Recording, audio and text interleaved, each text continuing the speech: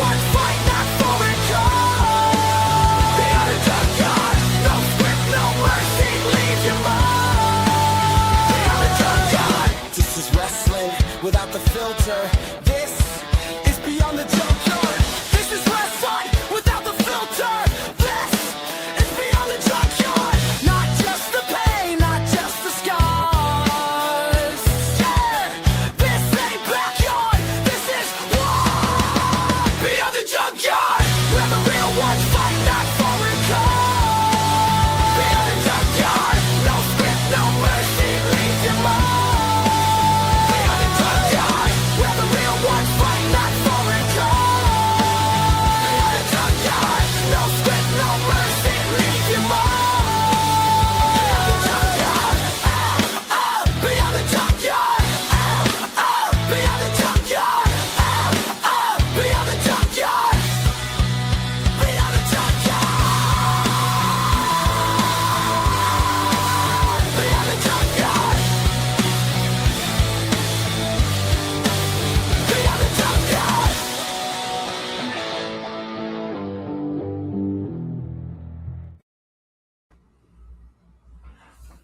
What is up, everybody? Welcome to the Beyond the Junkyard podcast. I am your host, Junkyard James, and with me, as always, every week, Kody Marinara is here on the live stream. How are you doing, my friend? Well. Ladies and gentlemen, Happy New Year. Happy New Year to everybody. Let's give a round of applause to the fact that the good Lord has blessed us for seeing another year. I am extremely happy to be here, and so far so good, man. So far so good. It was a good little break we had. Glad to be back, and glad to be back on the saddle again. I swear I've been sick for a month, but I think I'm getting over it, hopefully. So just in time for us to get back into the groove of things. But we're doing good over here. Yeah, I'm ready to get this year kicked off. I'm ready to kick some ass and take some names. Absolutely. With us today for the return show for 2026, the first show, we got a special guest with you.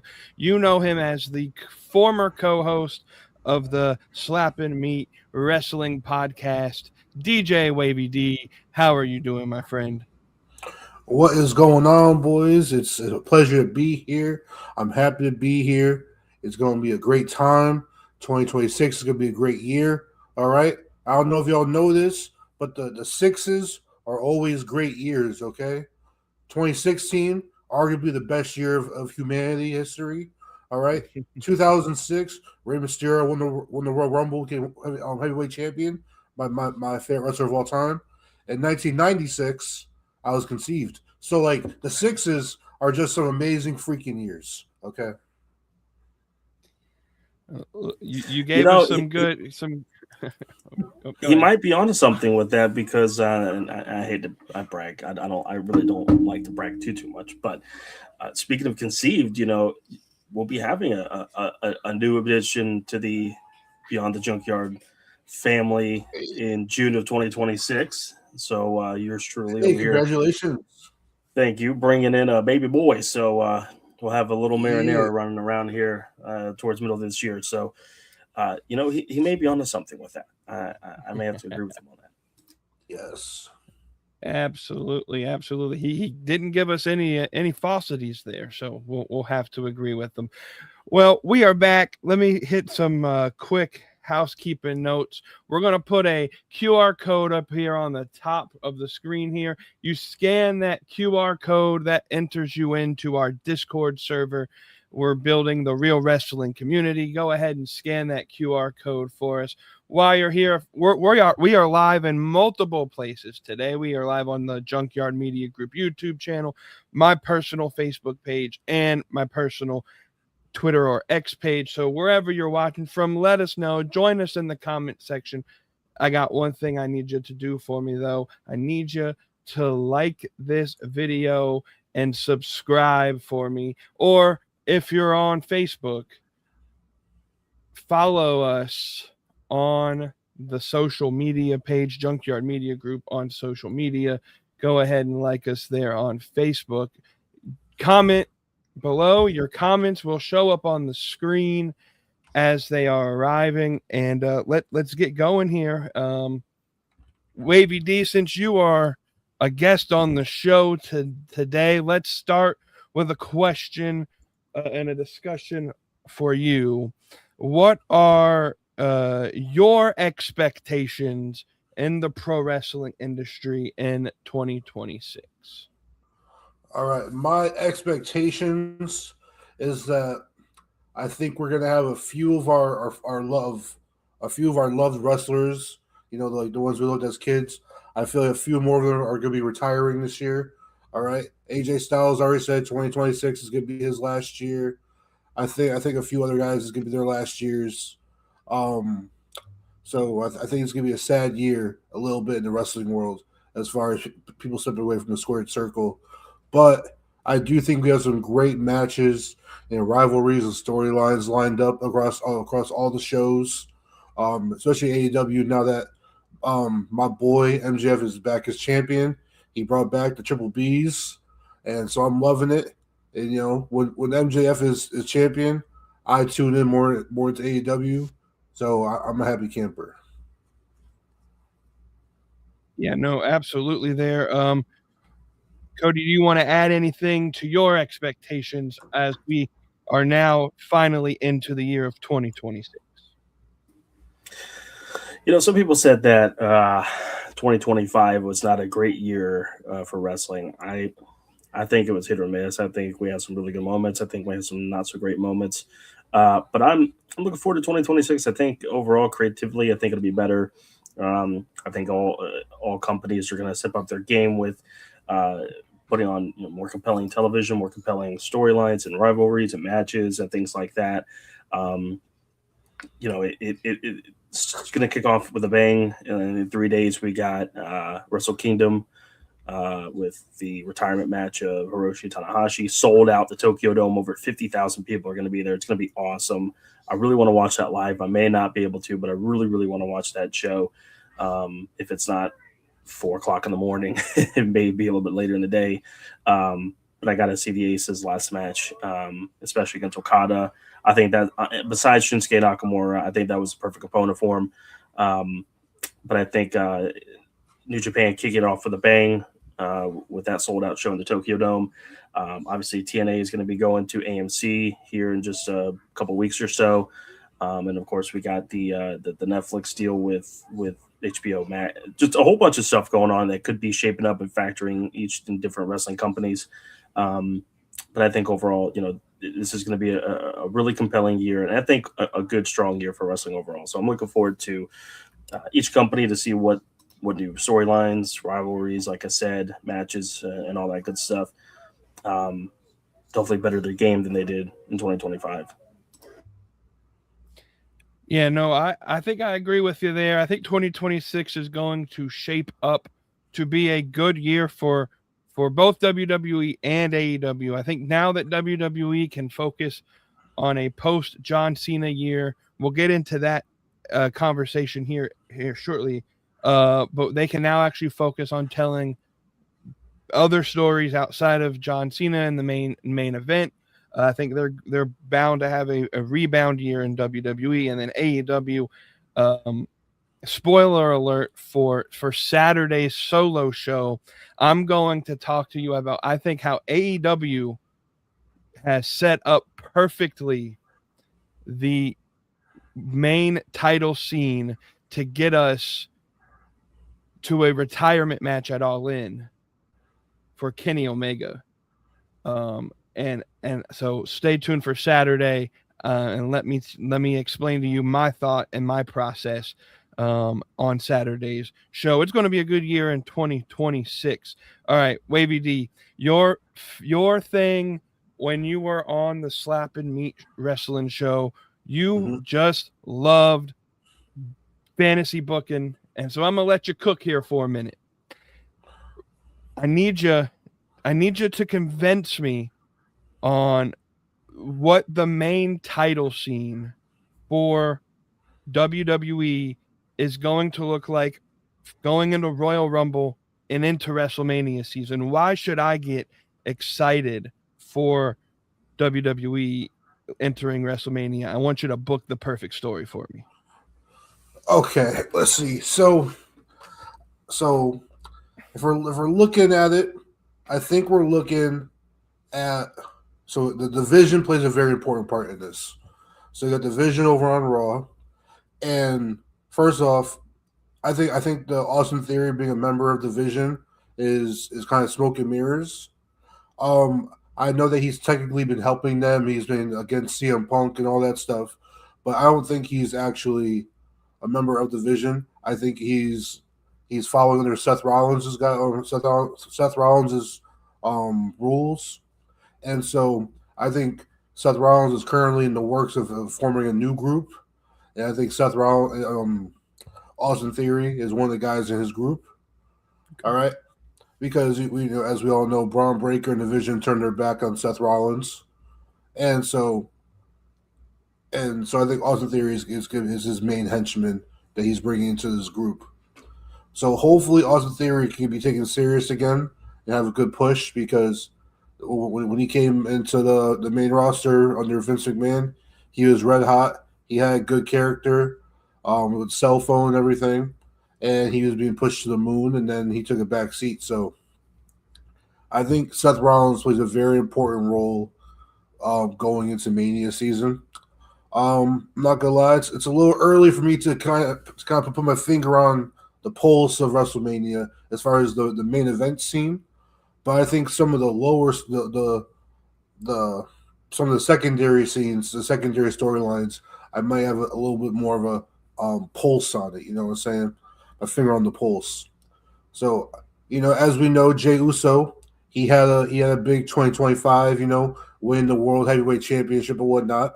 And now he's going, I don't want to say taking a step down, but he's going where they need him most, which is in the tag team division with his brother Jimmy. So I think a big WrestleMania matchup that we're going to have is the Usos versus Penta and Rey Fenix. I think that's going to be a big Mania matchup. I think that's going to build up towards that eventually, especially with the AJ Styles last year going to be retiring. I think, especially with them losing losing the tag titles, AJ is going to be doing a lot of fantasy matches and a lot of must-see matches, singles matches. So that's going to take him away from Rey Fenix, and now with Penta back and Rey Fenix seemingly on Raw, so ads are right there. So Penta and Rey versus the Usos at WrestleMania. Maxine Dupree and Natalya. I think Natalya is going to have a retirement match at WrestleMania. So look forward to Natalya and Maxine Dupree's storyline. I think Natalya probably returns at Royal Rumble, or I don't know what you want to call it. I guess you call it a return. She hasn't really been on TV. So Natalya comes out, Royal Rumble. The whole Maxine storyline, it pretty much just turns into a retirement match for Natalya. Might even be Natalya versus Becky Lynch at WrestleMania. I don't know if that tickles your fancy or not, but I think that'd be a good match.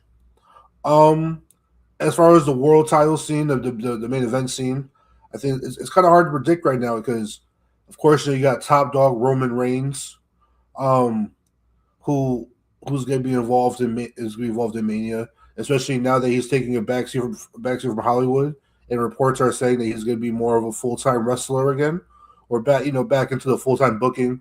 As far as kind of when he was the champion, he won't be on every show, but he'll be a constant present in storylines. So Roman Reigns is back in the mix. Of course, you got Cody Rhodes, you got Braun Breaker and CM Punk. So that main picture scene is kind of filled right now. It's a little hard to predict. Even the women's storylines are kind of hard right now. Also, I'm coming back from a wrestling hiatus. I don't know if you guys knew, but I wasn't watching wrestling for the better part of 3 months going into Thanksgiving. I started watching again on War Games. Was the first show back, so I'm a little rusty right now, but it's kind of where I'm leaning towards. Is you're gonna Also, this is the very last year where I will accept a Roman Reigns versus The Rock match. Mm-hmm. After this year, I no longer want it. I no longer want it teased. This is the very last chance I will take The Rock versus Roman Reigns. And then I think WrestleMania we might get Seth Rollins versus Braun Breaker and some type of match. I think we get Gunther versus Brock Lesnar. Sorry, yeah, Seth versus Braun Breaker, and then we'll get Gunther versus Brock Lesnar. It'll be where is it? Is it Minnesota? Is SummerSlam this year? Is it Minnesota? Yep. I think we get a Brock Lesnar retirement match at SummerSlam. And I think this is gonna be kind of Gunther's new gimmick in a way, kind of like the Randy Orton Legend Killer. I think we're gonna see Gunther retiring all these guys over the next couple of years. He might be AJ Styles' last opponent, Brock Lesnar's last opponent. And I think they're gonna try Triple H's project and turning him into like the career ender. Mm-hmm. But that's kind of my thoughts right now is that I could come up with. Okay.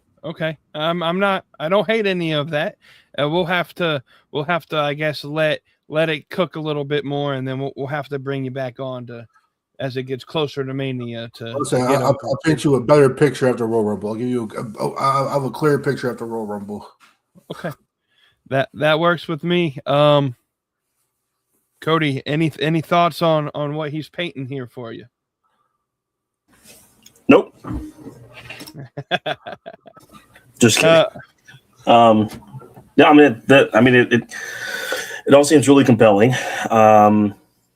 Giving people either some storylines that they haven't been involved in the mix for a little bit, or having some return stuff. But it would be nice to see like Roman coming back a little more on the full-time scale. I think that'd be cool.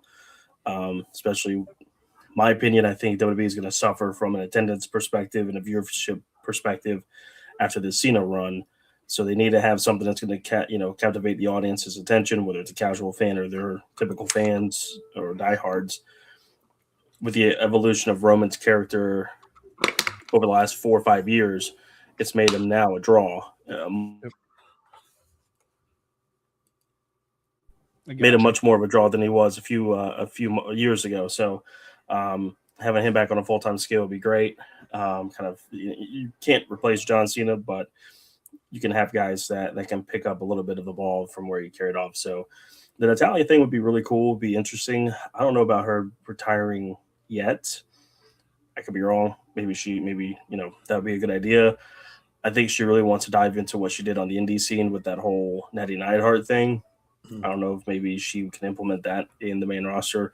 I don't watch Raw or SmackDown a whole bunch, so I don't know if she's even toyed with that or not, but that'd be cool to bring that into the main roster scene. But I think everything else that he said is really compelling, and I think we need to send his resume up to Stanford and see if maybe they can, or Vegas, wherever their headquarters is now, see if they can give him a shot. Absolutely. No, this is my favorite part of the year for WWE because you kind of see the newer stories come alive. I'm interested to see how Seth Rollins is involved in the whole Austin Theory thing. I think you have a case there, even if it's just for a couple tag matches leading into a singles match with Seth Rollins and Braun Breaker at some point. I think it'll be a pretty good story there. I do agree with you on the Gunther thing. I think Gunther's going to be the guy that retires everyone. And so AJ, it wouldn't shock me if Rey Mysterio gets buried in his retirement match this year, to buy Gunther.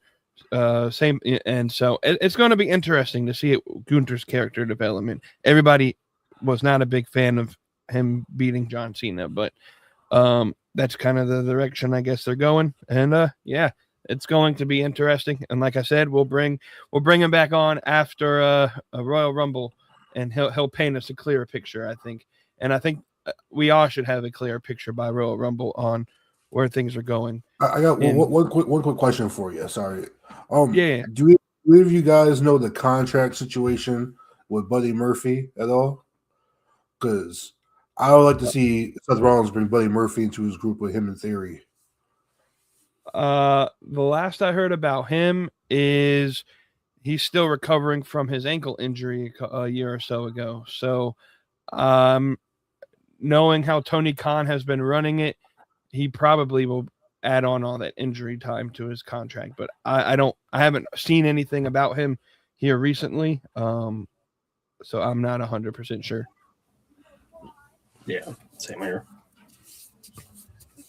But it would be interesting to see if maybe that is a thing and he shows back up. I know Jericho's probably going to show up in WWE here soon, so he'll probably get a retirement match and a Hall of Fame induction at WrestleMania 2. So, but yeah, let's talk about, speaking of retirements, let's talk about John Cena's retirement tour.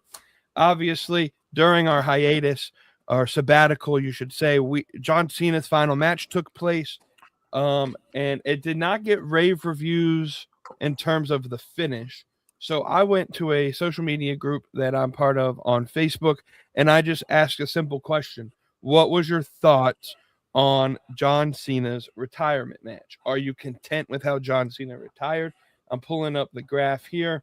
This is the responses. 34% gave it a B, 30% a C, 17% a D, and then 8% A and F. I guess the question to y'all, we can open this up for discussion, is what was your opinion overall of John Cena's, not just the final match, but the entirety of last year with his retirement tour? I'll go first. Man.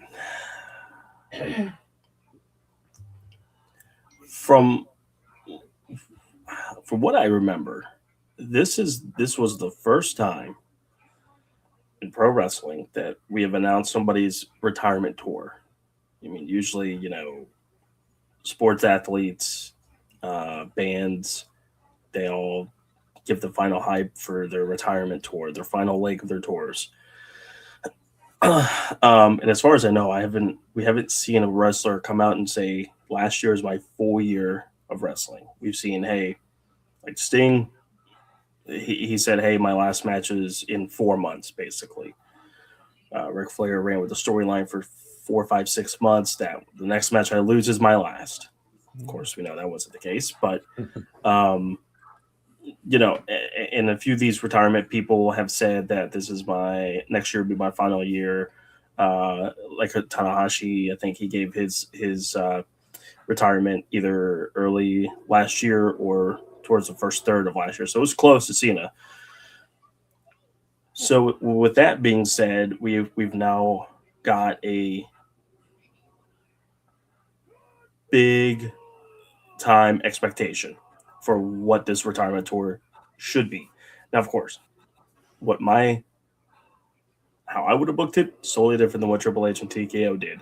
Sure, it's quite different than what James would have done, what Wavy would have done, what any of us would have done.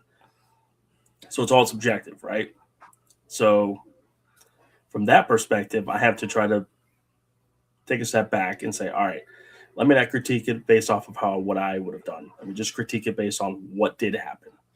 Now, of course, the first third of the year, it was weird. The Rumble match got us hooked. I was like, man, I turned into a Cena fan for the first time in my life.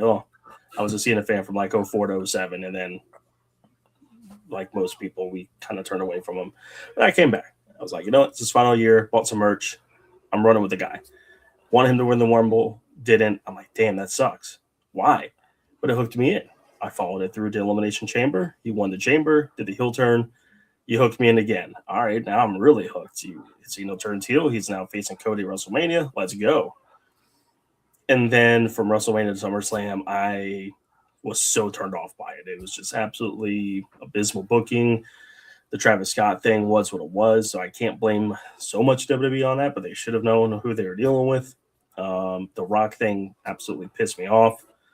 you're not going to have some sort of blow off with him, why the hell would you even show up just to sell a few more 100 tickets, a few more 1,000 tickets for Elimination Chamber? You guys did that to pop a number. That was shotgun booking. Shouldn't have happened. And then after SummerSlam, we kind of got the greatest hits. So all in all, I would give it a C. And if it hadn't been for the last third of that retirement tour, it practically saved it, in my opinion. If they had kind of ran with the heel thing until maybe War Games, this would have been real bad, I think. But I give it a C. I think they did a great job to recover from the bad taste in our mouths from WrestleMania to SummerSlam. The Intercontinental title run was not great. It didn't need to happen, but it did. And so all in all, I would give it a C. I think they did well with what they did. Could have been better, yes, but Cena put on some great matches and kept me compelled for most of the year, and that's how I look at it. Me personally, if I'm talking about just the last match with Gunther, I liked it up until he tapped out. Until he tapped out. If anything, I feel like he should have passed out. It goes with the motto, never give up. You know what I'm saying? And what does he do in his last match? He gives up. I understand that, it kind of goes with the story a little bit of, he knows it's the end and he's happy to leave or whatever, and he knows he can't give it his all and he can't give it what he needs to give it. But I feel like you just had him pass out. I think that'd be a lot better, almost like how Stone Cold and Bret Hart, how Stone Cold passed out in the sharpshooter. I think that would make a lot more sense. I think it would be a lot better. As far as the Cena retirement tour and all his matches and whatnot, when I was predicting it earlier in the year, when I was talking with Deep, my prediction for it was that I feel like he should have chased the title a lot more, and I feel like we should have got like a desperate John Cena. I think his final run should have been all about getting the 17th world title, the record-breaking title run. I feel like he lost that Royal Rumble, which I liked, and I wish he would have lost that Chamber. And then you're putting John Cena in what was next? Money in the Bank. He loses Money in the Bank, can't get Money in the Bank. He goes into the King of the Ring to try to get another championship shot. He can't win King of the Ring. And then the whole year is Cena trying to get a chance at that last world title. And he gets desperate and more desperate, and time's ticking away, and it feels like he's not going to get that final world title run to break the record. And then, towards the end of it, maybe even in his last match, John Cena could have got the world title. He could have vacated it. We could have got, or no, not vacated it. Because he would have won it in his last match. He could have came out on Raw, gave a little speech. Everyone comes out and celebrates him. So instead of doing it right after his last match, they do it on Raw, kind of like the Ric Flair send off. And Cena, lays the title down in the ring. He leaves, walks away, and then we get a tournament for the vacated world title. So I feel like that his last year, the overarching storyline is Cena's losing chances to get this last title. That's kind of how I would book Cena's last thing. I'm not against the heel run as far as like turning heel. I feel like that was like it was shock and awe, and it was like one of the biggest heel turns of all time. No one saw it coming. Yada yada. I just feel like getting The Rock involved and all that TKO nonsense it killed it. It was garbage. But getting a heel Cena, I wasn't against. Yeah, no, I don't think the heel turn was a bad thing. Overall, I thought the entire tour was it was terribly booked, and I think John Cena actually went out to actually admit that there were certain moments that were not planned that they had done just to get a pop. And I think at the beginning of this run, they were trying to get the social media clout. They were trying to get the views. They were competing, like, because they were kind of competing with AEW was having a pretty decent run with the whole Hangman and Moxley storyline and all of that as well. They were trying to get more publicity on the social media game, and so they had to leave us with the big moments. The Cena heel turn was fine. I actually agree with you, Wavy, that the entire run should have been him chasing the 17th title instead of giving it to us so early, because then there was really nothing for him to really do in his final year except what he did, and it wasn't great. I don't think it was great. I think the last match, Cena put on a hell of a match with Gunther. Now, my problem isn't necessarily with the finish of his final match. My thought was John Cena, if he was going to put somebody over in that way, it should have been someone like an Obafemi or a Trick Williams or someone like that who could actually use the rub, because I mean Gunther has already basically reached the peak of where he could go. There ain't like him. There's nothing that to me that Gunther gains by tapping out John Cena. He doesn't gain anything in a way that like an Obafemi would have gained it. So I thought the outcome was fine for the final match, just the wrong opponent. Overall, though, like I'd probably at best I could give it as a D, because there was just so much. There was no continuity between the storylines after a while. It just kind of seemed like they were just doing things to do things. But yeah, so it was an okay run. I think they could have done it better, and I think if they looked back, they would book Cena a little bit differently if they had another opportunity to do so. Before we move on, we got a question here up in the chat from is it Gunna0297? Hey guys, what's your favorite WWE entrance music? Let's go around the table here. Whoever wants to go first and let us know.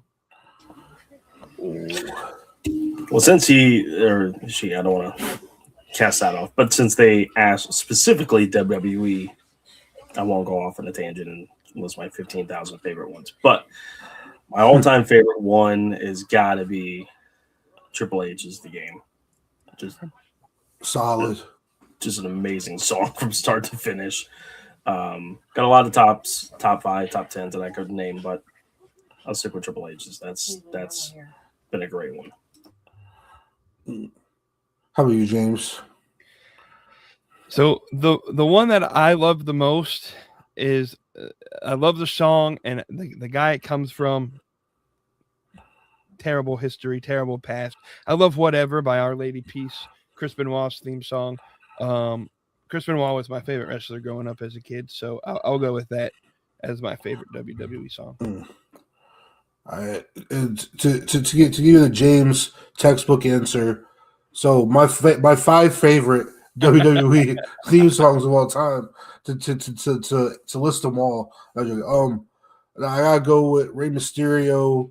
When he first came into WWE back in was like 03, 04.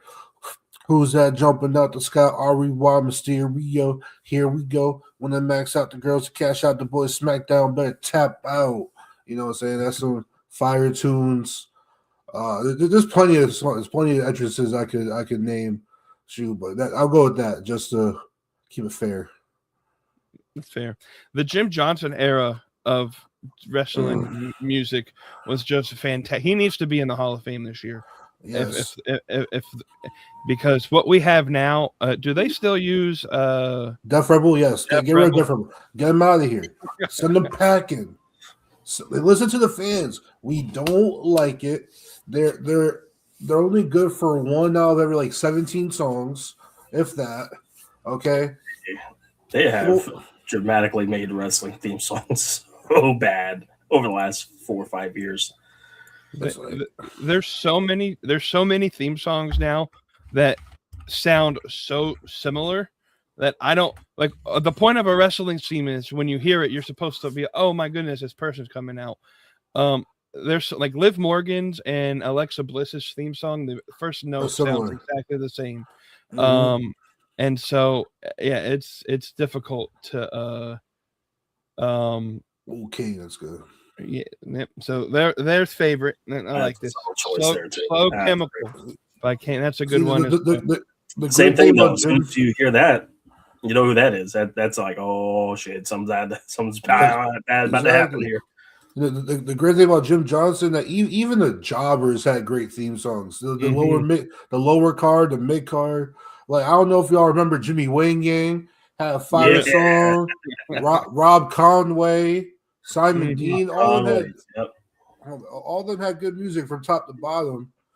Still Get enjoy them out Paul of here. Burchell's theme song from when he was a pirate. I mean, Exactly. come on. It's sad that I remember that still, but it was a great Eugene. I mean, come on. Yep. Yeah. The one thing I'll give to AEW is that I like how they're not afraid to foot the bill for like copyrighted music and like get the licenses for it. Mm-hmm.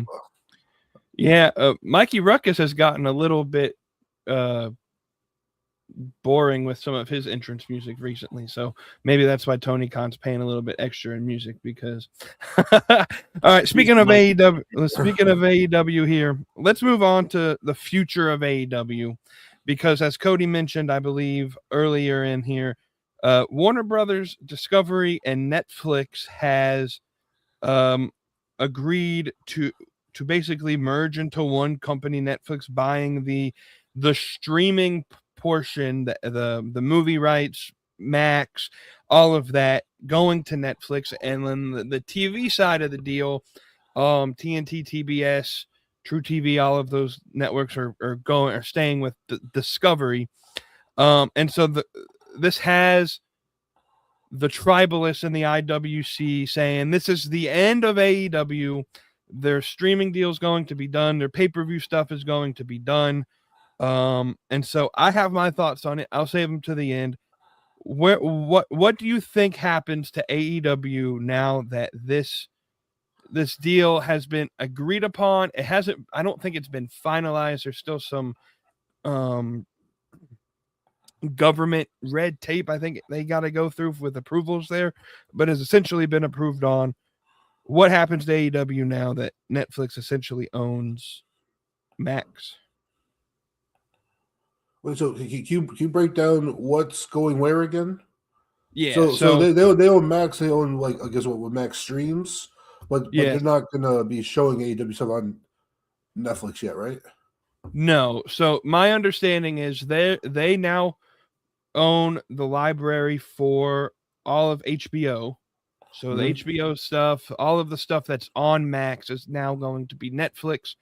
But they don't own the live TV, the cable TV network. So TNT, TBS, True TV, all of them, they'll still be under Discovery. Netflix, I think, just has all of the streaming and like movie rights. So like all of DC comics, movies, and stuff will now be on Netflix, or will be. I think they'll stay on Max, but Max will now be like an entity of Netflix. I don't know how that exactly breaks down, but essentially the important stuff, because cable TV is dying out anyway. The important stuff is going to Netflix, all the streaming rights and everything. And so I guess specifically in terms of AEW, I think all of the stuff stays with Max.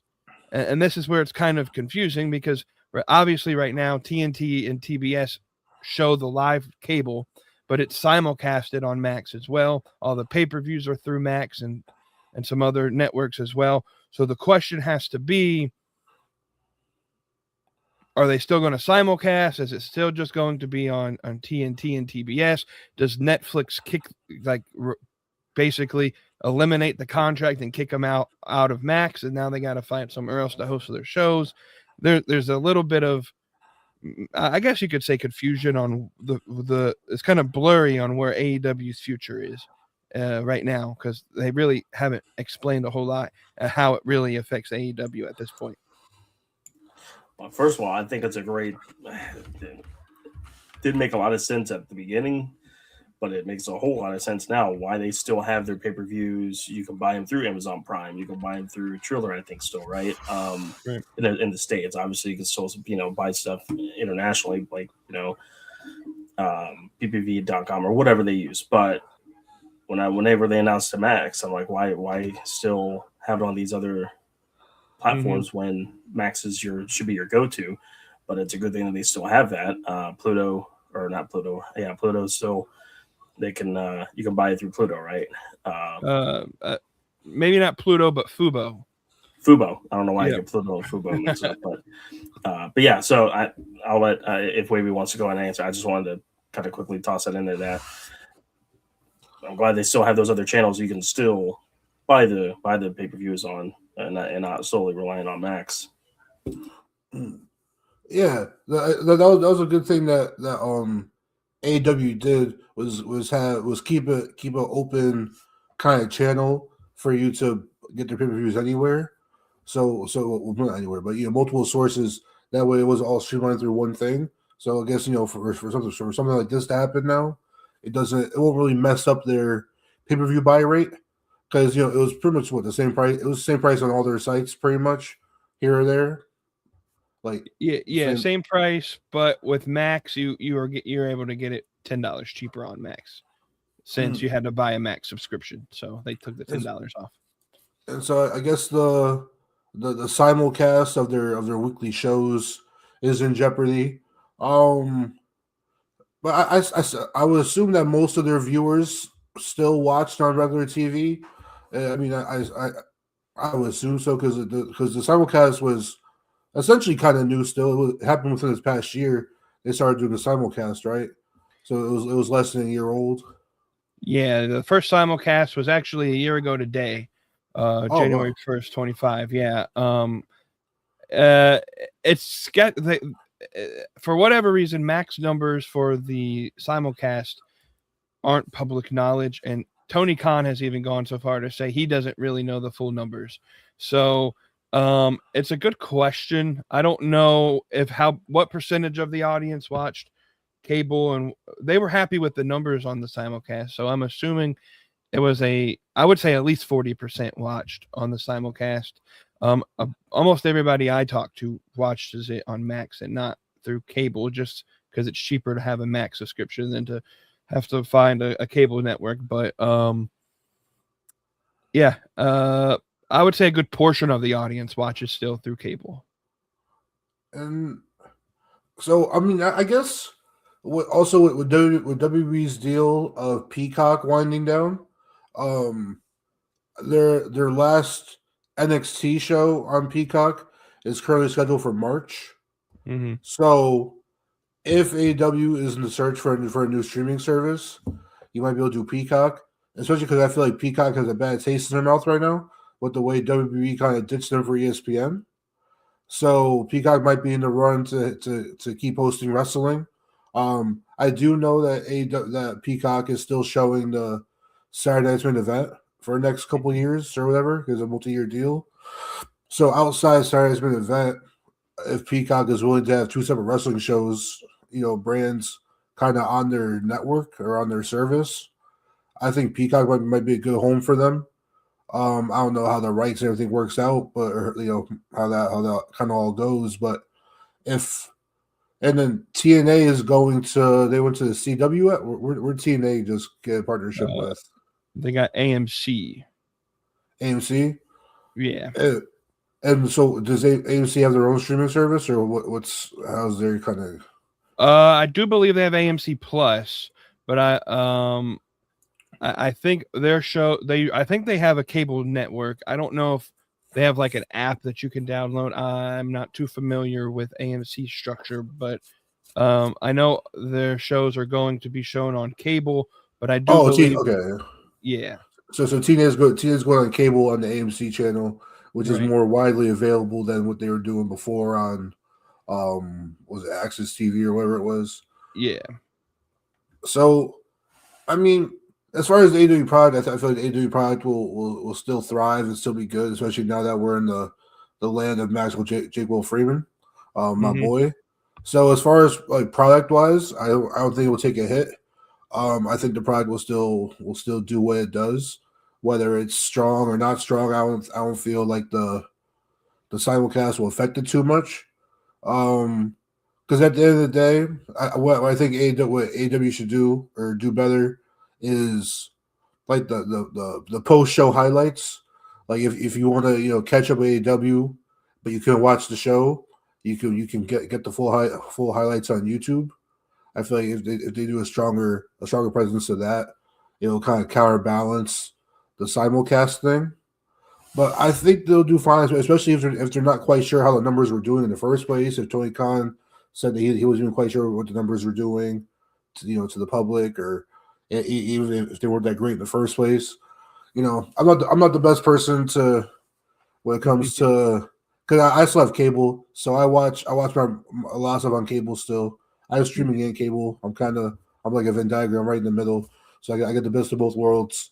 But I think AEW can make it through, and there's plenty of services I feel like will take their product, like we said, like a Peacock or maybe Prime, Amazon Prime, because they're already doing partnerships with Amazon Prime. So I think they can work something out somewhere. Yeah, Kody, your thoughts real quick on this? Yeah, I think it's just really interesting overall with the whole deal. I was really kind of hoping Paramount would come out with it, because I think Paramount having UFC would be a great channel for AEW to be on there and try to catapult some of the sports fans over to Paramount, since they didn't have as much as, let's say, now Netflix with the NFL and WWE now. You try to give something else. The Peacock thing would be interesting. I don't know how that would work, if that's even something that AEW could even do with WWE still having some sort of relationship with NBCU, having SmackDown on USA, and then of course having Saturday Night's Main Event a little bit on Peacock. I don't know if that would work. Maybe it could. I don't know. I was about to cancel Peacock until in the last 3 months I became I don't know how. I think because I turned 30, which is so hard to say. That I started watching soccer. So I now follow Premier League. So now I love Peacock for the fact that I can watch a bunch of Premier League games on there. And Paramount has a bunch of other games now that I follow. But anyways, but I'm very interested to see what's going to happen with Max, if AEW is no longer going to be able to stream on Max, if they're no longer going to be able to post their pay-per-views on Max, if they're going to be affiliated with Netflix. I think Peacock would be kind of funny if Peacock was like, all right, if WWE you want to turn away from us, or we're going to put on AEW's pay-per-views, and that would be kind of funny if they did that. Which from a historical aspect of it, it's really frustrating that Netflix has been on, or Raw's been on Netflix for a year now, and I've still only got like 7 years worth of Raws on Netflix, and it's like the early years and then the most recent years. I think we got up to 99, 2000, 2001, and there's only like 10 episodes from each year on there. There's none from 02 to 2020, 21. And it's like, I would like to watch something from 2012, 2011. Can I watch any of that? Nope. I gotta either go to like TV Archive, or I think WWE is having some sort of Vault YouTube channel to where they may be starting to post some of the older stuff on there. But that's one thing that there's a big opportunity now, because a lot of the library is no longer on Peacock. And Netflix doesn't have much on there either. So I wonder if they're going to be trying to put all their catalog stuff on YouTube. And then, I don't know. But that's WWE side of things. For AEW, I wonder what's going to happen with that.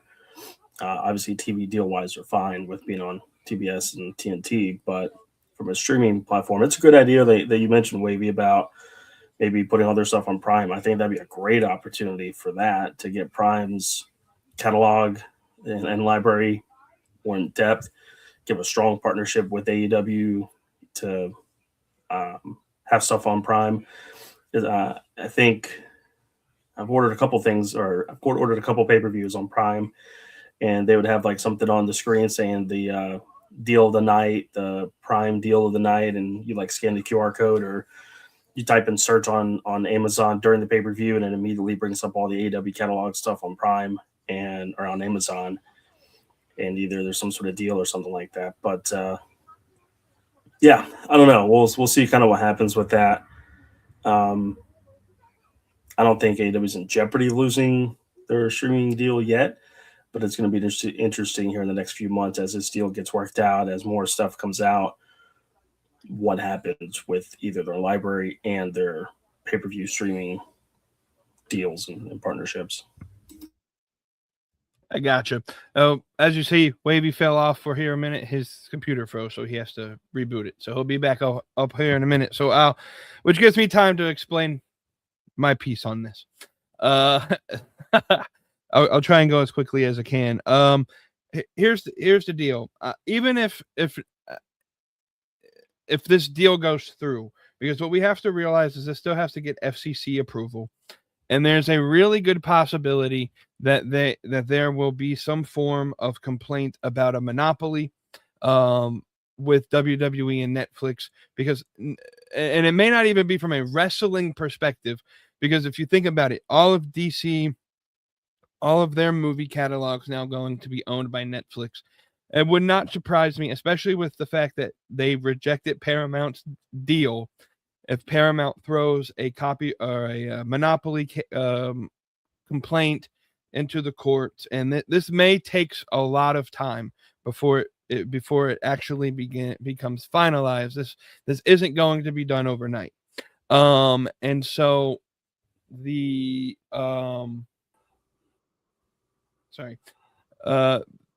big thing that I think I want to push on this idea is, I think AEW was aware that this was going to happen. And which is why they have that partnership with Amazon Prime Video, why they still have their partnership with Triller internationally, and then why they created a trademark for Watch AEW.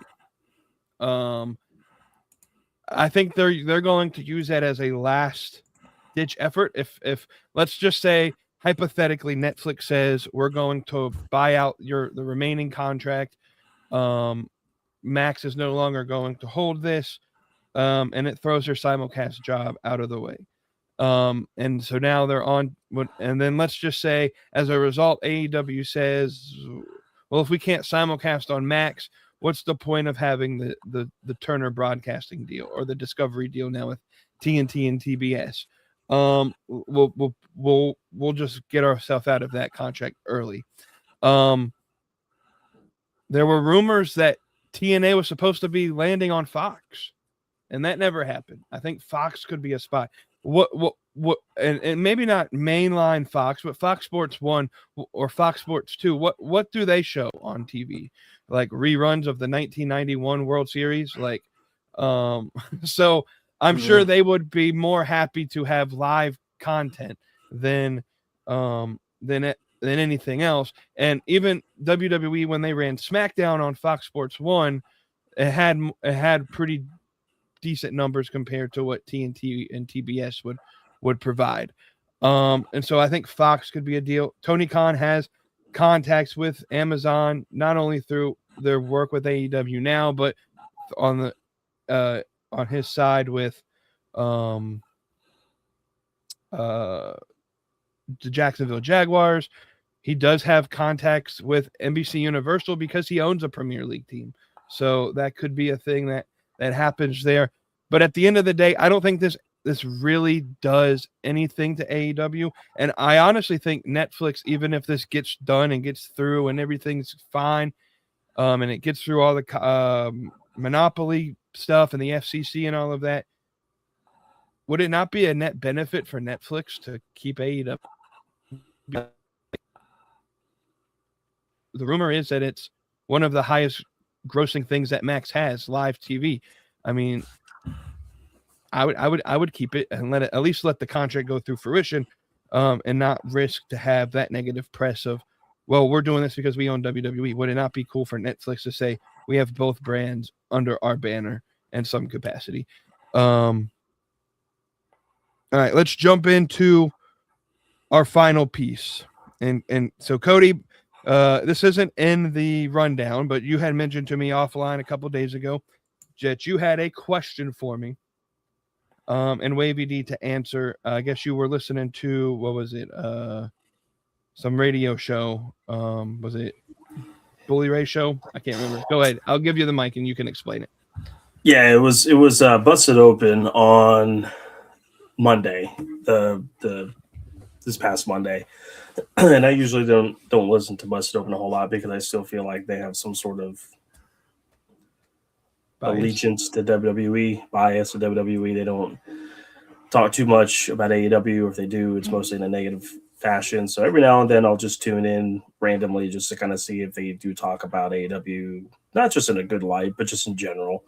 And they spent most of that show on Monday talking about World's End and AEW, which was nice. It was just Bully Ray and Tommy Dreamer, but still, it was nice to have a change of pace. And in listening to that show, Bully Ray brought up a great point, one that I wanted to share with you guys. And James, I kind of bounced this idea off of him, and I was like, well, how should I present it to either both you, Wavy-D, and James, or vice versa?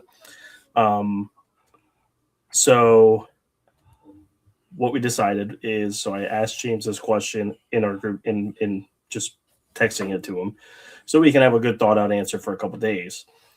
You, Wavy-D, as more of a casual fan of AEW, or maybe in general, I wanted to kind of see if you could come up with an answer on the fly, since you've watched wrestling quite a bit in general.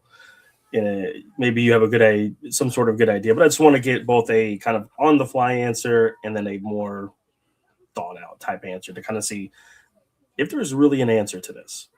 Mm-hmm. So the question is, well, first of all, Wavy-D, do you know some of the different titles in AEW besides the world title and the tag title? And you got the world heavyweight, the AEW world heavyweight title. You got the continental title. No, it's not merged right now, right? It's separate. The title. It's as of right now, yes, it is separate. You got the TBS title, which is the women's kind of secondary title. You got the TNT title, which is the men's secondary title. You got all the Ring of Honor shit in there. Okay. I know a little bit of trios titles, all that stuff. He's got a little bit. Okay, good. So I want to talk about these three championships specifically. You mentioned one, the Continental Championship. There's also the AEW International Championship, which used to be the All-Atlantic Championship, but then they changed the name. Changed the name to the International Championship. And then I want to talk about the newest AEW title, or second newest title, because the women's just had a new tag team belt. They now have the AEW National Championship. I don't know if you know what that is or if you've heard of it. Ricochet is the first champion and still has a championship. Basically, if you remember, NWA had a thing called the National Championship. Had a pretty good lineage, in Tony Khan kind of mentioned that he talked to Billy Corgan from NWA to kind of get the blessing for it. The belt looks very, very similar to the NWA National Championship.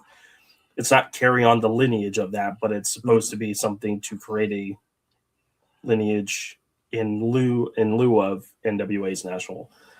So anyways, can you tell me, if you can, even though you may not have heard the national title, you can still try. Can you give me or tell me what the meaning and purpose is of the AEW International Championship, the AEW Continental Championship, and the AEW National Championship? So, based off the names, if I was gonna try to be like an English teacher or something, try to get like the root words. I Context clues, right? Yeah, I would assume that the AEW National title would only be defended in the United States. I would imagine that their continental title, the continental title, maybe take matches anywhere on the continent, like whether it be North America, United States, Canada, yada yada. And what was that one? The international title. That one, you know, I think the weird part from an outsider perspective, maybe even from an insider perspective, is that these titles just have too similar of names, Mm-hmm. and like especially when you're competing or in the same business of um, a brand like WWE that has a very historic and intercontinental title.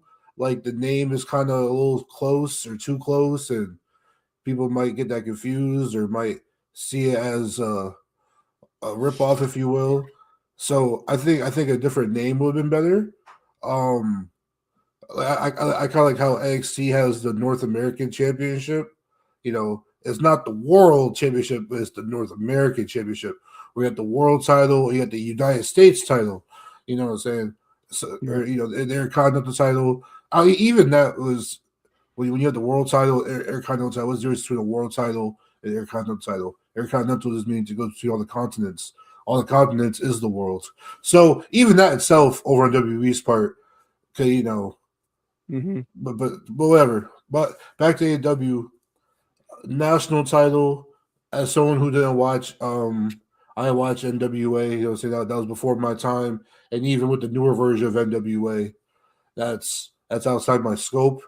All I know is that NWA is the home of or the former home of the SmackDown GM Nick Aldis. He was an NWA World Champion. If I'm not mistaken, Cody Rhodes was also an NWA World Champion. And what's his name? The Dancing Dinosaur, was he also NWA World Champion for quite a while? So I know some people who held the title, but I'm not familiar with the brand itself is that much. But Continental, International, and now National. I think what AEW did when they merged those titles originally together. If I'm mistaken, was it Eddie Kingston who merged those titles together? Omega and Okada, yeah. Yeah. Oh, I thought Eddie Kingston merged the titles together. No, Kingston was the Continental Champion, and then Omega was the International Champion. Okada beat Kingston for the Continental title. It merged the two titles together, and then they kind of merged a unified champion or whatever it was. Yes. What was that called when they were unified? The unified title. That's all it was. I'm very glad that they stopped that because man, even now with these three titles, it's too many. But yeah, there's a lot of confusion with those. So. If I could step in here for a moment, I think maybe because I thought about this a lot today preparing for the show. Probably gave you a headache. Yeah. So there's, if I count it right, between AEW and ROH, 9 or 10 men's titles and 6 or 7 women's titles in AEW's sphere of influence. So first thing first, there's too many. I love championships. I love the fact that you can have a large magnitude of championships. There's too many titles in AEW's sphere of reference. So, like, you have Ricochet defending the national championship on a taped ROH show that you have to buy Honor Club to watch. So, I think it's a very convoluted with how many championships. So, as you said, the international championship initially was called the All Atlantic Championship. So yeah. I think in practicality, that belt was meant to be, all right, we're going to use this belt in Canada, the United States, and Mexico. And then they brought in the international championship. And my thought process probably would be, this can be, defended using our partnerships in England, Europe, and Japan. And then the national championship, I think they just wanted something like the U.S. belt that could be fought in the United States. The reality is they haven't explained it well enough, because all of these belts are being defended everywhere. You have Tony Khan saying Ricochet is going to defend the national championship anywhere that wants to be defended. And so if he wants to go to Mexico, and so there's really no, in practicality, there's no difference between the three belts. Even though in scope, I think there were meant to be a difference between them and how they were to be defended. The way they're using them makes it so that they're basically the same title. If it was me, I would keep the belts merged, not call it the unified title, but call it like the World Intercontinental Championship or something that, like you said, not too familiar with WWE, but gets the point across. Like, and only carry the one belt. Don't have it 4 different belts, because at one point Okada was a 3-time champion because he could defend the Continental belt, but not the unified belt and not the other belt. And it was it's very convoluted, and 2, very confusing. And they didn't explain the purpose of each of these belts. It just seemed like they kept adding belts just to add belts. And so, yeah, I think the biggest thing is we could get rid of some of these belts. Now, I'm pretty sure they combined the AEW Trios belt with the ROH Trios belt, and there's now only one Trios champion, if I remember correctly. I might be wrong with that. They could get rid of the Trios division, in my opinion, because they don't get used properly. And so, and even now, and I'll even mention this, you mentioned the TBS belt. Mercedes Moné dropped the belt to Willow Nightingale last night on Dynamite. Great, I love it. But Willow Nightingale is also the women's tag team champion. So now you have your TBS champion, also your tag team champion, and there's a bunch of other women that could have used that opportunity to get a belt. So that they're putting the belts on the same people, and you're still getting the same 7 or 8 people in your sphere of reference, where the point of adding extra belts is to give more people additional time. That's just my thought process. To step in one more thought is that I feel like they're suffering from a branding issue. I feel like with the titles. So even like, I'm not a huge fan of them naming their titles after the TV shows that they're on or the cable networks that they're on, because say next year or a few months from now, AEW and Turner have like a falling out, and AEW gets kicked off of like say TBS or TNT or whatever. Now your title, you can no longer call it the TNT title, and that comes up with a problem down the line. So whereas if you have more of a not generic name, but if you have a name that's not literally the name of this company, saying it'd be better in the future, and also so something more descriptive, like what is a TNT champion or what is a TBS champion? You know what I'm saying? Like if you want, go ahead. I was gonna say, if they just called it the TV champion, then I think that would be better, because they have an ROH men's and women's TV champion. So I mean, again, you could combine because ROH doesn't have a TV deal, so you can't just say the ROH Honor Club champion. I guess they could, but I mean, what they could do though is merge the 2 belts together, and now you have one less belt, but more significance. There's a lineage that belt carries. And like one thing that AEW, they have a close partnership, with Japan and everything. And I know Japan is very heavy on like the divisions, as far as like like the weight divisions and everything. Mm-hmm. And I guess even WWE had like a cruiserweight division or light heavyweight division. And I know kind of a joke here is that AEW, the whole division, the whole roster is cruiserweight, would be cruiserweight champion. But if you could change the title in some way to kind of form a division around it, or form like a niche of wrestlers, almost like a workhorse championship, or the AEW technical championship, or the AEW fisticuffs championship, or something like that. Like where it kind of like, or the AEW strong style champion. I don't know, strong style is copyrighted with these companies or anything like that, like with New Japan or whatever.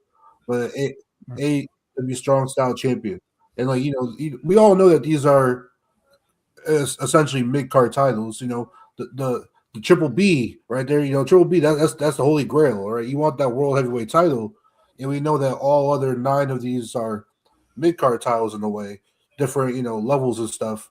So I feel like if you were to promote it and brand it in a way where each title had a niche and like a lore behind it, where it'd be like a certain style of wrestling or a certain style of people go after this title.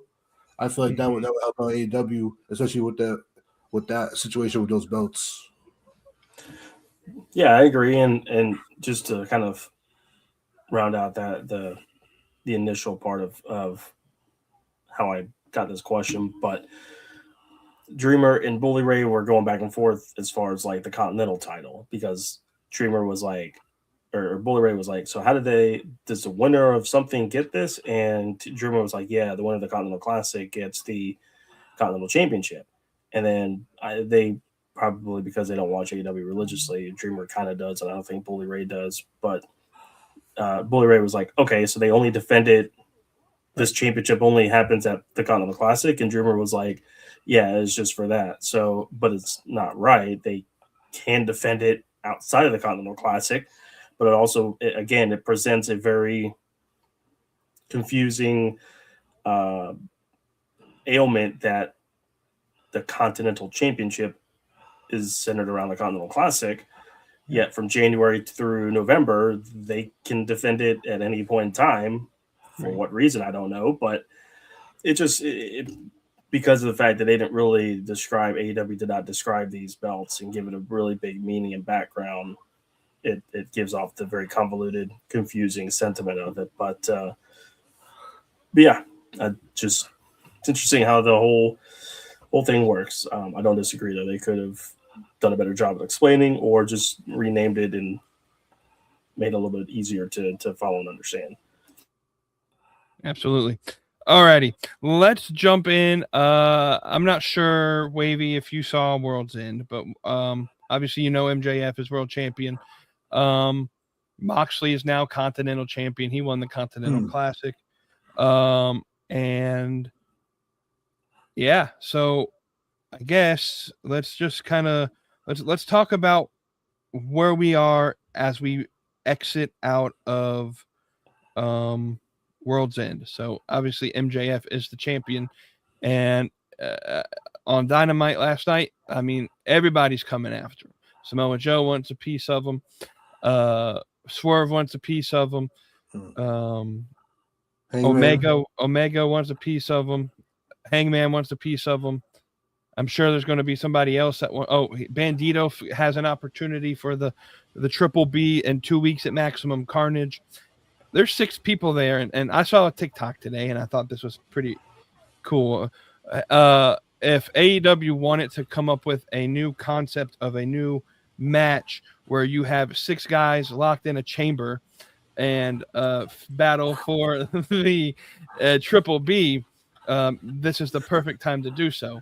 No, so that's where the main card is. We kind of have our main characters for the next year. I think AEW did a good job at presenting, like, here's where we're at. And again, I said, spoiler alert, Saturday, tune in. I'm going to Fantasy Book, where I think the world title scene goes. Outside of that, Willow Nightingale is now TBS champion. Mercedes Moné's run has ended at 584 days. And it seems like 2025 was a year of her claiming all these belts. And 2026 is going to be the year of her losing all the belts. And so that's going to be good, I think, for these indie promotions to have her there and to lose all these titles in the next several months. And maybe for her to take some time off, because she's been working her butt off for the last several months. I guess, Kody, your biggest takeaway as we ended World's End and then with Dynamite yesterday. Yeah, I first of all, I give both you and me props that back in August, I said that MJF would win the belt at World's End. He did. I said that he would beat Hangman Page. He did not. He inserted himself in a 4-way or 3-way, turned into a 4-way and pinned Samoa Joe. You came up with that. You thought maybe the Samoa Joe thing would be better because it circled back to him losing the title in 23 to Joe at World's End. So we both kind of got that right. Now, my thinking is that Ospreay will come back at some point in the next few months, and he'll challenge MJF for the world title at All In. That was my prediction that I said in August, that a year from now at All In, Ospreay in his home country would win the belt from MJF. We'll see how that goes. But knowing that typically AEW likes to reset their storylines around the new year, having a bunch of stuff happen at World's End, but also lead into last night on Dynamite. Now it's the new year. I like the fact that they've kind of got a little bit of a reset. Okay, now we have a new world champion, but we've got a bunch of different guys that want to go after him. They kind of did this before. Maybe an MJF that won the belt, Moxley, somebody that there's a bunch of people that almost as soon as the new champion was crowned, they were like, I want it, I want it, I want it. So it presents you the opportunity for plenty of storylines to happen. But hey, here's who the main guys we're going to push our chips in, and these are going to be the main event guys. They're all going to be vying for the world title at some point, or whatever the case may be. Then you've got obviously the women's tag team belts. They're new. We're going to see how the women's tag team division stacks up. Obviously, Willow now being a double champion with the TBS title. Now it's going to be interesting to see where Mercedes goes from here. Who challenges Willow for the TBS title? God, I hope that they don't do some sort of storyline with Statlander and Willow and combine the belts. Please don't do that. Please don't. Do that. I don't think they'll do that. I kind of liked it what they did with them hugging in the ring last night, but still it was weird. And I like the fact that they brought up a little bit of the ROH stuff, promoted it a little bit more, try to give some steam towards them for people to watch ROH. So I like the fact that the direction is, all right, here's champions, here's what's going on, and now we're slowly going to start rolling into the new year with these new faces, new champions, new storylines, new matches, new rivalries, new bunch of stuff. So I think it's in a good direction going forward. Now it's just a matter of kind of filling in your mid-card titles. Your tag team division needs to be rebuilt again. AEW's tag division was not very good last year. Injuries had a factor with that, but it's just in general was not a great year for tag team wrestling in general. So hopefully this year we kind of turn a corner, bring tag team wrestling back to the forefront. AEW was great at doing that. WWE got away from that for a while and then kind of started getting back into it. Now I just feel like they're just both companies didn't dive too much into the tag division last year. Here's hoping that 26 is a good year for tag team wrestling. Yeah, I think the direction looks good. We've got some direction, and that's what's good. And now it's just a matter of capitalizing each week and developing better storylines, better rivalries, characters, champions, all that good stuff. All righty. And Wavy, again, I don't know if you saw any of the World's End stuff or Dynamite last night, but obviously you're well aware Maxwell is champion again. And so I guess my question with this would be, are you interested in watching AEW moving forward? Yes, because my scumbag is the champion again. All right. I will. Okay. So here's what I will say. AEW right now needs to strike again while the iron is hot, because here's why. So you take a wrestling fan like myself. I lean heavy into WWE. That's my comfort food. That's where that's my history of wrestling, right? TNA, but old school TNA. Yeah. Sidetrack. Anyways, WWE guy, tribalism, whatever. So my social media, right? On my TikTok, say my algorithm, right, is Instagram, TikTok. I get wrestling stuff, right? I'll get WWE stuff. I'll get people like live watching wrestling, or people reacting to stuff, or like all these commentary rooms that people argue about wrestling, all this shit, right? I'll see edits of Trick Williams or edits of John Cena and all this shit, wrestling. And AEW will very rarely, cross the algorithm, right? It'll very, very rarely come across, unless it's like a huge milestone event. AEW is not really popping up. But what I noticed in the past is when MJF is striking hot, and when he's the champion or when he's involved in major storyline, AEW comes across the timeline more often. Maxwell, Jacob Freeman, he's on the TikTok reels. He's on TikTok. I'm swiping. Can't get away from him. Can't get away. That man is marketable. He's the brand, okay? That guy is what, quote unquote, the casuals want to see. He's what the non-AEW people want to see. He's what the WWE fans like. Maxwell Jacob Freeman. He essentially is AEW's version of a say this lightly. He's AEW's version of a Cena, of a Stone Cold, of a Rock, of a Roman Reigns, of a Undertaker. He's a guy who, if you don't watch the show and you see him like on TV, you know who that guy is. He's one of their more marketable superstars, wrestlers. Sorry, he's one of the more marketable people. So when Maxwell is a main part of the show, or the face of the show, or the main attraction of the show, AEW is getting traction on social media. He's getting clicks. He's getting insights or interactions and all that crazy shit. So keep pushing Maxwell. He is the outsiders clinch and link to AEW. So when he's thriving, AEW is thriving, in my opinion, to the non AEW loyalist, all right, to a AEW casual, all right. You know what I'm saying? When people like that are being pushed and thriving, that's when AEW thrives in the eyes of the non-AEW fan. People like him, people like, believe it or not, Darby Allin. People we like Darby. We think Darby's cool. We like people like Anthony Bowens. We like Willow Nightingale. Now I saw her on TikTok as well. Her win showed up.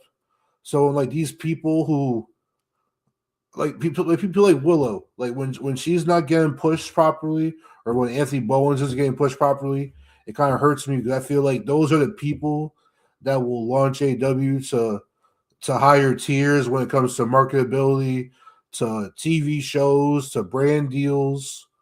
There's certain people who got that look and that factor that just connect with the outer atmosphere, the outer circle.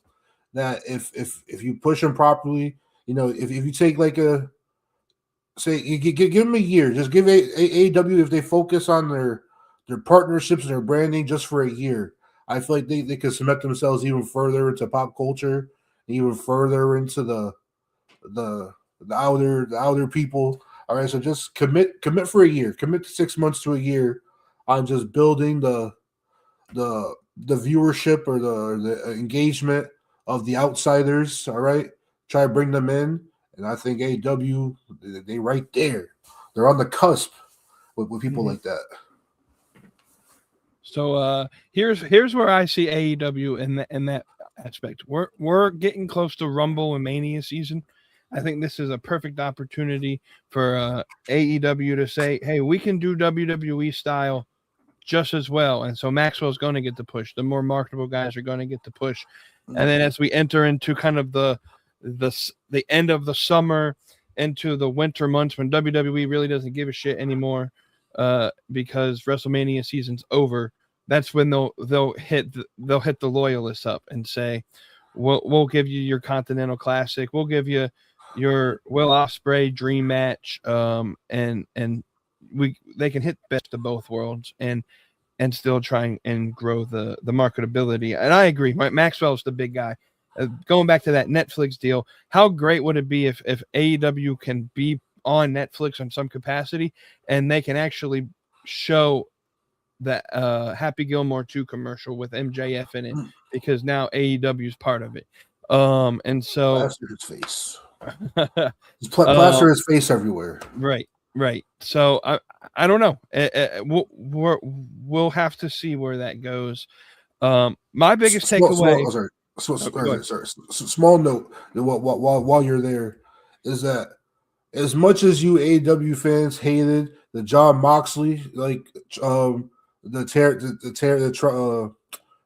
call it, the Reign of Terror, the outsiders hated it too. All right, let's get away from Moxley. Okay, let's get Hangman, even with Swerve in there. We like Swerve. Hangman, we're iffy on Hangman. But we like the MJFs and the Swerves and the Darbys and the Samoa Joes. All right, we like these people. So push those people. We like the talkers, the promo people, the charisma people. Give us some of that. I gotcha. Yeah. So my biggest takeaway is that how can I say this? I can't wait for this summer. And I'll give you a spoiler of Saturday. I was trying not to do it, but I think this has to explain it pretty well.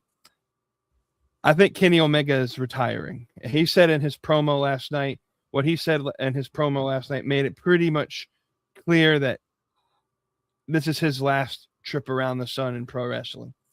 I think he retires at All In. And I won't get into all the details, but I'm almost certain the final match of Kenny Omega's career is going to be Kenny Omega versus Will Ospreay at All In. And it will be for the AEW World Championship. And how we get there, I'll explain it Saturday. But when Omega is immediately going after MJF, like that again, Omega maybe is not super marketable to a casual viewer, but that's how you can give the fans what they want, because Omega is like the guy to the pro wrestling, Japanese, British, American, like that's their guy, Kenny Omega, and then MJF can be the guy that can cut a really good promo, and Max and Omega has worked pretty well in the past, so I think it'll work well, and it's going to be a fun journey to get there. I'm excited for the main event scene for the first time in a while, because Moxley had his reign of terror on the main scene, and now that we're kind of moving past that, and the Death Riders are now more into the mid card scene, which is probably where they need to be right now. I'm excited to see where AEW is going, but also my big takeaway is I'm excited to see where WWE goes, because they have a perfect opportunity as well to introduce some good stories. I love what they're doing with Maxine Dupree. Maxine Dupree, like, can prove, she has proven that she's not just a gorgeous blonde girl, and she can actually do something if you give her something to work with, and not just be the hot girl in Chad Gable's stable. So I like where Maxine Dupree is going. So we got some good stuff going on in both sides of the wrestling world. And so that leads me to our closing thought here.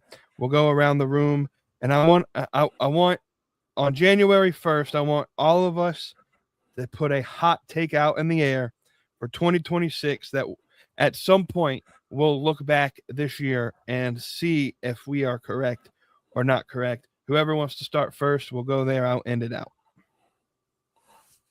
Go ahead, Mr. Saucy. Put me on the spot. I wasn't ready for that. All right.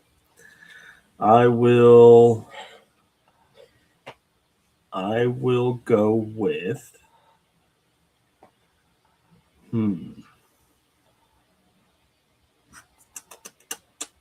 Okay. I'm going to go on a limb and say that at some point in 2025, I'm going to give you two of them. Swerve Strickland and Hangman Adam Page will be AEW Tag Team Champions. Yes, give it to me.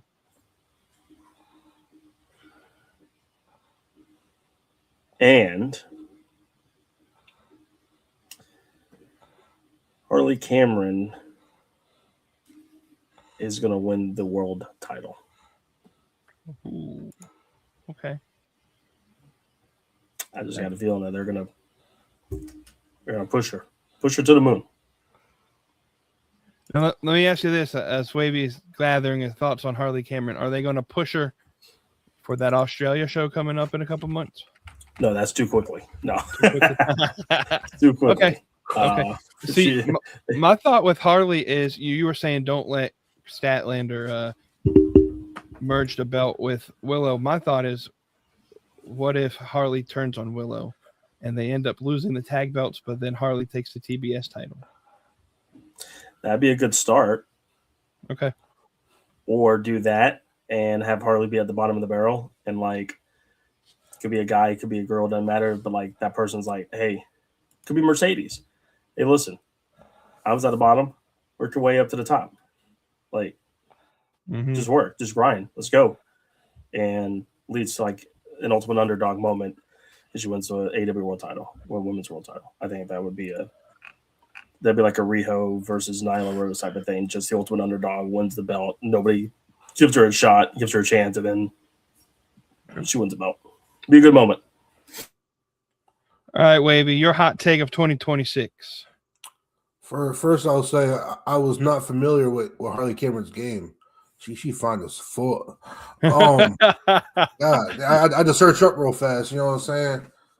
Now, see, plaster her over Netflix. Plaster her. Plaster that smoke show around. All right, you know what I'm saying? Well, whether she can wrestle or not, haven't seen her yet, but she got the look. She got it. So I'll give you my super hot take. Here's my super hot take. All right, steaming hot take. All right, so 2026 being the great year that it will be, because it ends with 6. Okay, 2026 will be the year where we see not a partnership. What's the right word? We will see a co-hosted match, if you will, between WWE and AEW. We'll see a crossover match, and it'll be crossover adjacent. Okay, because I believe this will happen on a TNA show, but we'll have during AJ Styles' final run, we'll have AJ Styles headlining a TNA pay-per-view against an AEW talent. And that could be a Will Ospreay. It could be a Samoa Joe. You do Styles and Samoa Joe one more time. Shit, you can run back with Christopher Daniels. I know he's retired, but is he like injured retired, or he's just old retired? He's broken. He's old. That best moonsault ever ain't happening. It would not be good. Just Joe and AJ. We'll leave it at that. They need to redo the triple threat. Yeah, that's what I'm saying. No. Daniels will break a hip on impact, so let's not do that. Okay, I see what the bars are there. Okay, a little wordplay. No, but we will get AJ Styles headlining a TNA pay-per-view against an AEW contracted superstar. My guess being Samoa Joe. And that will happen at what's the bigger show? Is it Bound for Glory? Is that their WrestleMania? I would say that's their biggest show, yeah. Yeah. Okay. Was it like it's like Bound for Glory, then like Slammiversary? It used to be Lockdown, but they don't do that anymore, I don't think. So I don't know what their next biggest show is. Well, what month is Bound for Glory usually? Usually in October. Yeah. There you go. Yeah. So give me AJ Styles versus Samoa Joe or Will Ospreay at Bound for Glory this year. That's my super hot take, super hot prediction. And then I got a question as we're wrapping up the show. I have a question for you guys for next week. Okay. So you give you guys some time to think on it. This is my fan submitted question submitted to you live. So if you were starting a wrestling company, right, or a wrestling school, or so something of that sorts, now would you more likely lean towards you? Actually, we'll say you're running a company, because at this point they're already kind of trained. So would you want the guy who knows how to wrestle, but you gotta teach him charisma and you gotta teach him mic skills? Or would you take one of these guys, like one of these like internet celebrities, like a BDE or Logan Paul or a Bad Bunny, who has the charisma, who has the mic skills and the attraction, and you teach them wrestling? James, make sure to text me that so don't forget it. Yep, I'll send it to you. That's a good one. I like that. You're familiar with BDE, right? The YouTuber BDE. He's doing some TNA work. Yep. So kind of like him. You know what I'm saying? Okay. Versus one of these guys who can wrestle their ass off, but they can't sell a ticket because they don't have the fan connection. Well, which one are you molding to be your guy in your company? I like it. Or a guy in your company? And I also like that I have 7 days to figure this out. My hot take of, and I look, throughout 2026, you're going to hear about 7,000 hot takes come out of my mouth. So the first hot take of 2026, and I'm gonna be like Kody, and I'm gonna go ahead and give you 2. I think Tekla is going to be a AEW Women's World Champion at some Tekla, the Toxic Spider Tekla. We'll do some searching. THEKLA. And then the second one is it's probably going to be revolving around WWE here. I think at some point in time, Chad Gable is going to come back, and we're going to get a match between El Grande Americano and El Grande Americano to see who gets to keep the gimmick. And that might happen at a AAA show at some point in time. So yeah. As we close up, I appreciate you, Wavy-D, for hopping on the show. We'll have to get you back on here, maybe after Rumble, or maybe sooner. Who knows? To get that clearer picture of and let you cook again. It's always our pleasure that you're on the show. And I want to say, if you're watching this and you want to be a part of this show at some point in time, just reach out, and we'll find a time to get you on the show, whether that's on this live stream or just with me on a Saturday solo show, and we can, just talk about wrestling for an hour or so. But without further ado, got to thank all of our affiliate partners: WWE Shop, RSS.com, StubHub. We'll get back into the ad reads next week, but didn't want to do any of those today. I'm gonna send it off for the first time in 2026 to the man, Kody Marinara, to say those final words.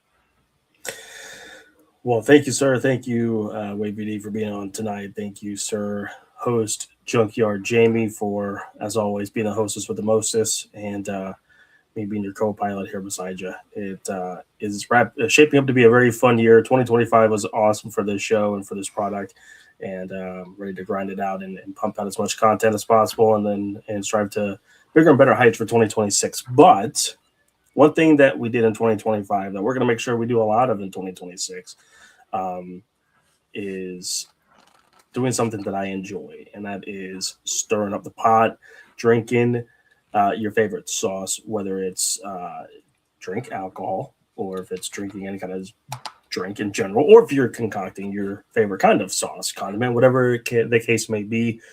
I spread some sauce, and now my wife's pregnant. That's how we make a little sauce. It comes in various different shapes and forms, so you never know. However, tonight, hopefully a lot of you people did this last night going into this year, but this is the first day of 2026. We got 364. It's a leap year, or we have three. Is it 366 or 365? 365. Okay, so we have 364 more days to do this. So I need you to start today. First of all, keep God first. Second of all, you need to stay saucy. Cop the merch. Come on now. Go on the website, cop the merch. Stay saucy from today throughout the rest of the year. Stay saucy, friends.